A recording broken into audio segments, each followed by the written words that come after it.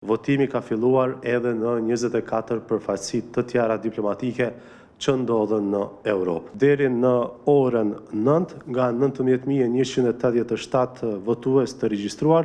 kanë votuar 8.64% apo 1.659 prej tyre. Se procesi votimit në orën 5 sipas kohës lokale në Kosovë ka filluar në Konsullatën e Republikës së Kosovës në Stamboll, ndërkaq në orën 7, gjithashtu sipas kohës lokale në Kosovë, votimi ka filluar edhe në 24 përfaqësi të tjera diplomatike që ndodhen në Europë. Votimi do të zhvillohet në 40 vendvotime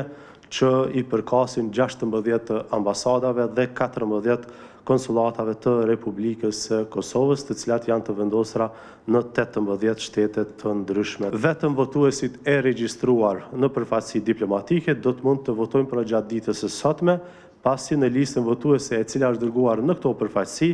janë vetëm emrat e shtetasve që kanë përzgjedhur këtë mënyrë votimi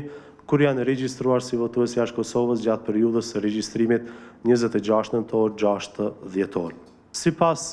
të dhënave gjatë këtyre orëve të para të votimit, nga të cilat do thotë janë nga 25 përfaqësi diplomatike ku ka filluar dhe po zhvillohet procesi i votimit, deri në orën 9, nga 19.187 votues të regjistruar, kanë votuar 8.64% apo 1.659 prej tyre.